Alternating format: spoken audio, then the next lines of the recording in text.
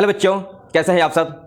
आप लोगों को बता दें कि बहुत सारे बच्चे जो है कंपटीशन की तैयारी करते हैं। बहुत ही तरह की कंपटीशन होती है और सारे कंपटीशनों में आप लोगों को बता दें, चाहे वो आप रेलवे का तैयारी करते हो या फिर एसएससी का या फिर आप टीचिंग का या किसी भी चीज़ का आप जो है या बीपीएससी का किसी भी चीज़ का अगर आप तैयारी करते हो तो उसमें एक चीज़ कॉमन होती है कि आपको ऑब्जेक्टिव क्वेश्चन जो है सोल्व करने रहते हैं। और ये जो ऑब्जेक्टिव क्वेश्चन है उसमें बहुत तरह के आते हैं। कुछ प्रश्न तो ऐसे रहते हैं जैसे आपके 4 ऑप्शन के आते हैं और कुछ में जो है वो 5 ऑप्शन के भी आते हैं। ऐसी स्थिति में जो है बहुत ही कंफ्यूजन हो जाता है और बहुत बच्चे ऐसे होते हैं जो बहुत ही कम पढ़ के जाते हैं। ऐसी स्थिति में क्या होता है कि जब क्वेश्चन पेपर को देखते हैं तो उनको लगता है कि वो कभी ये सब पढ़े ही नहीं है, उनको ये सारी चीजों के बारे में मालूम ही नहीं है। ऐसी स्थिति में उन्हें तुक्का लगाना पड़ता है। तो पहला नंबर का मेरा एक डिस्क्लेमर है कि आप जो है पढ़कर जाए, बहुत ही अच्छी तरीके से पढ़े, इतना ज्यादा पढ़े कि आपको तुक्का कभी लगाना ही नहीं पड़े।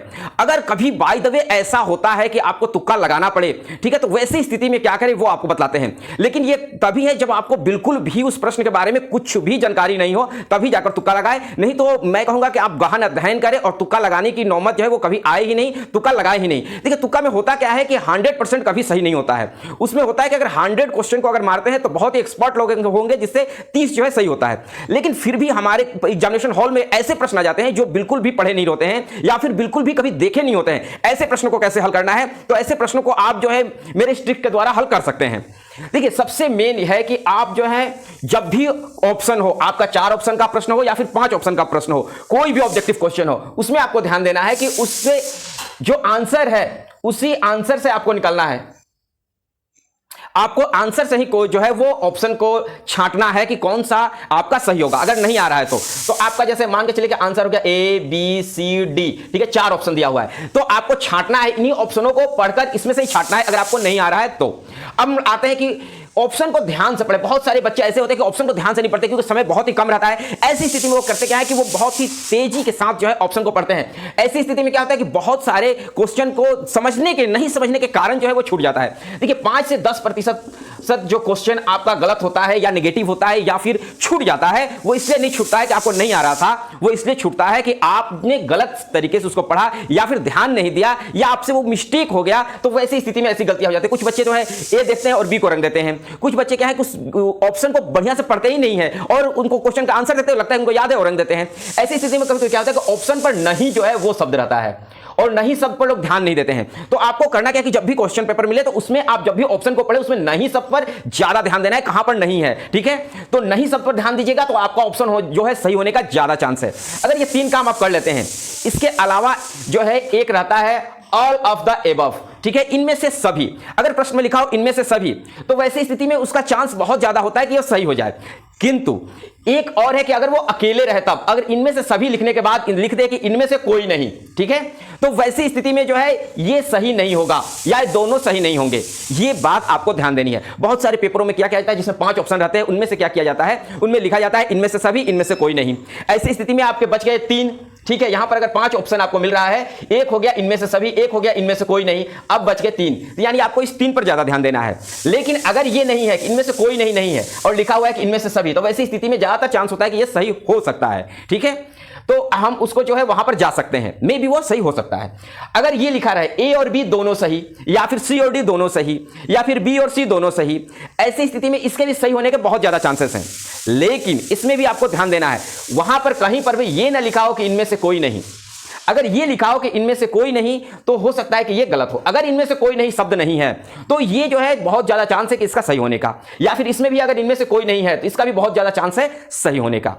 अगर आप ये करते हैं, इसके अलावा कुछ ऐसे क्वेश्चन होते हैं जिसको पूरा पढ़ने के बाद कुछ भी समझ में नहीं आता है और इनमें से सभी नहीं रहते हैं और इनमें से कोई नहीं भी नहीं रहते हैं, या फिर इनमें से कोई नहीं रहता है फिर भी आपको कुछ भी समझ में नहीं आ रहा है, तो इनमें से अगर कोई नहीं भी है तो पर भी हम लोग उसके साथ नहीं जाएंगे। एक चीज आपको बता दें, जैसे हम लोग यहां पर मानते हैं कि ज्यादातर सही जो है इनमें से दोनों या इनमें से सभी होने का चांस रहता है, वैसे ही ज्यादातर ये चांस रहता है कि इनमें से कोई नहीं भी होने का बहुत ही कम चांस होता है। यानी इनमें से अगर कोई नहीं है तो ये मुश्किल से 100 प्रश्नों में से केवल 5 को ही दिया जाता है कि इनमें से कोई नहीं, ठीक है। 100 में से 5 का ज्यादातर चांस रहता है कि इनमें से कोई नहीं होगा। लेकिन 95% का चांस रहता है या फिर 90% का चांस रहता है कि इनमें से कोई नहीं जो है वो आंसर नहीं होगा, ठीक है। तो ये बातें ध्यान में देना है कि अगर इनमें से कोई नहीं है तो मात्र 5-6 क्वेश्चन ऐसे होंगे जो आपके इनमें से कोई नहीं ऐसा दिया गया होगा, जिसको हम लोग छोड़ देते हैं। अब ऑप्शन में आपके बच गए, अगर 4 ऑप्शन है तो ए बी सी, ठीक है, और डी में दिया हुआ इनमें से कोई नहीं।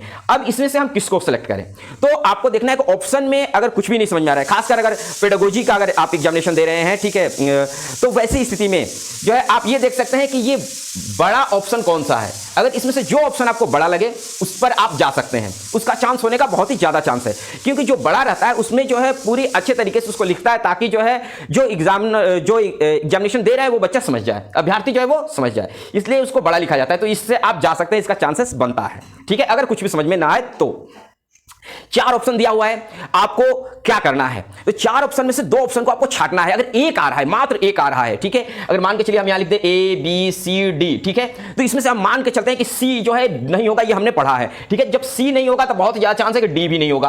अगर D भी नहीं हुआ, C भी नहीं हुआ, तो ऐसी स्थिति में हम कहां जाएं। अब हमारे पास 2 ऑप्शन बच गए, A और B, ठीक है। तो देखिए ज्यादातर क्वेश्चनों में हम लोग जो है B के साथ जा सकते हैं, लेकिन कुछ ऐसे भी प्रश्न होते हैं जो एक के साथ संगत होते हैं, ठीक है, कंफ्यूजन हो सकता है, लेकिन ज्यादातर जो है हम लोग इसके साथ जाते हैं, ठीक है। तो इस तरीके से हम लोग तुक्का लगाते हैं, जिसमें सही होने के बहुत ही ज्यादा चांसेस रहते हैं। और कुछ जो है नेगेटिव प्रश्न रहते हैं, उस पर लोग बहुत ही कम ध्यान देते हैं, जिसके कारण गलतियां होती हैं।